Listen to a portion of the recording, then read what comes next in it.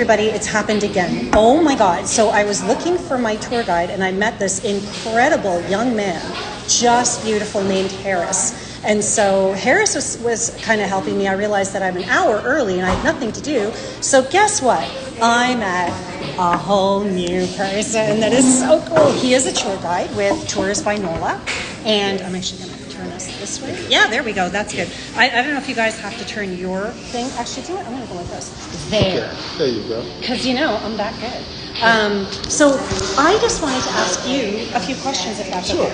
Okay. So, you are a tour guide here. First of all, what does it take to be a tour guide here? Well, actually, I'm a cultural ambassador. A cultural ambassador. Yeah. I love that. Just make sure I can hear you. There we go.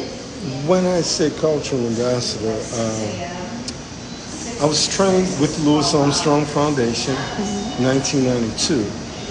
The president, Mr. Eddie Edwards, who was the president of the foundation, trained my wife and I to be cultural ambassadors, to be an extension of the city of New Orleans to all of those that would visit from around the world. Now, I'm a drummer. Oh, you are?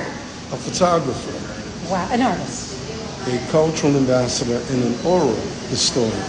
And what does that mean? What's an oral historian? An oral historian is someone who tells the history orally. Okay. It's like, in other words, you're able to take all the stories and...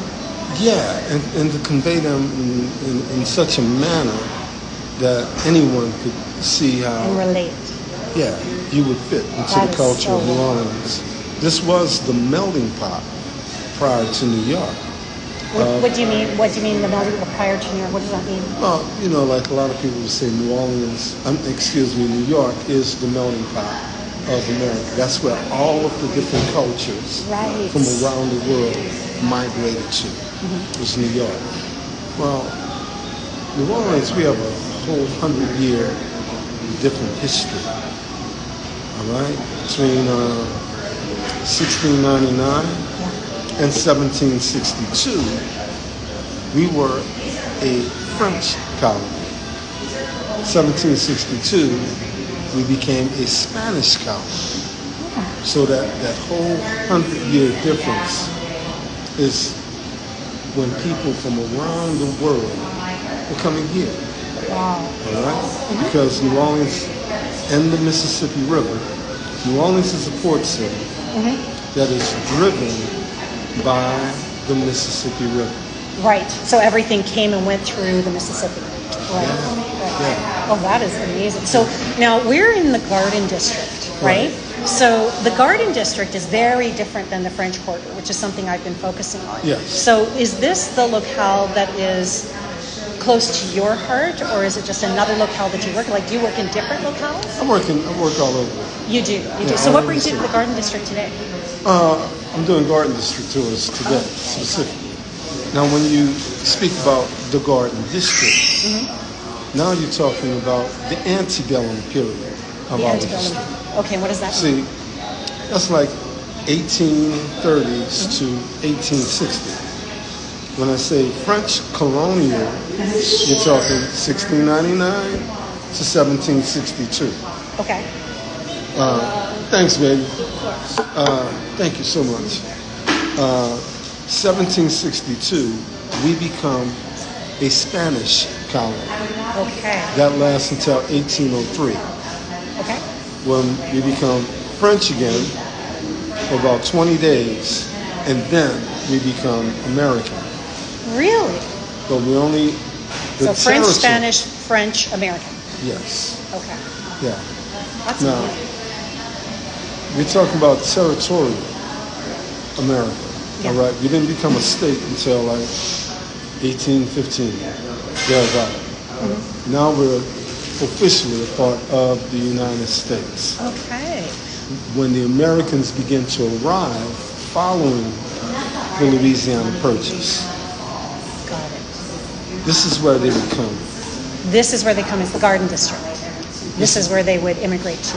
This is where they would immigrate to. They didn't want anything to do with those French-speaking of course. Catholic Creoles downtown in the French quarters. Right. Okay. Okay. And that's why the French Quarter has there's a border. Like on one side it's one culture, and then another side it's another culture. Canal Street is the dividing line. That's it. Right. That was the neutral ground. Okay. Between the Americans Yeah. and the French. Got it. Or the Creole. The Creole of the French. So what is Creole? What is that? The term Creole dates back to the 1400s. Okay. You know, it originally meant enslaved Africans that were born within the Portuguese-held territories of Africa. Okay. Okay. I never knew that. Now, everywhere that slavery traveled, that word would travel with them. Got it. All right? And it changed forms and definitions over its existence. Got it. At one point here in Louisiana, it had nothing to do with enslaved Africans of any sort, and only dealt with the French aristocrats, their children that were born in the New World. Okay, got it. Now, when you speak of Creole, you're talking about the union of the French and the indigenous, and the African, the French, German, and the Africans. Oh wow, so it's a melding pot. You see quick. It's a melding pot, okay. You know, but the first born within Louisiana were the Creoles. Wow. Okay, so my final question for you, because, you know, I am here as a clairvoyant, I am here as a psychic, and everybody knows that, so I have to ask you that question because we are in the Garden District. The cemeteries, Lafayette number 1, number 2, number 3, those are the most famous cemeteries here, correct? You have St. Louis number 1, Yeah. 2, and 3. Okay, so what is Lafayette? Are those different? Different, yes. Oh, okay, okay. So St. Louis number 1, 2, and 3 are Catholic cemeteries. Okay. You have to go through the Archdiocese of New Orleans to gain entry. Okay. Lafayette 1, 2, and 3 are municipal cemeteries, or they're owned by the city of New Orleans. So where is Marie Laveau buried? Is it in Lafayette or is it in St. Louis? St. Louis. Oh, St. Louis. Okay. Yeah, St. Louis. Okay. Yeah, and that would be right on the outskirts of the French quarters. Okay. If you've ever heard that song Basin Street. Basin Street? Yes, I have. It's on Basin Street. That's a real street. Yeah, I've heard of it. Yeah. Okay, so that's what the song is based on. Yeah. It's based on that that's street. so cool. I didn't know that. Yeah. So right there, you have the cemetery, and right next to the cemetery was what was once called Storyville. What's Storyville? I've heard of Storyville. What is that? So between 1897 and 1917, New Orleans had the only legal district of prostitution in America. Really? And that's Storyville.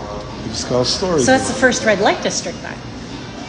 Yes. Wow, that's neat.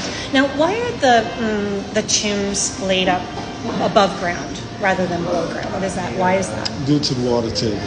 Yeah, because you guys are below the water table, aren't you? Yeah. Yeah, we would dig down 3 feet and often hit water. Yeah. So have you ever been in the cemetery, in the Lafayette one? Because it's closed right now. Why is it closed? It's closed due to renovations. Oh, okay. And we have not seen any renovations since they closed it in 2019. Okay. Now, it's a very active cemetery. This is, for instance, only family members are allowed to get in right now. Yeah. You know, but yeah. Have you been in there before? No, it's been closed since before you were doing this. Yeah. Since before you were doing this. Yeah. Okay. Well, that's cool. Thank you so much for doing this. I really appreciate Continued it. success in all you do, Mother. Oh, thank you. And you know what, guys? I am so blessed. I am so fortunate.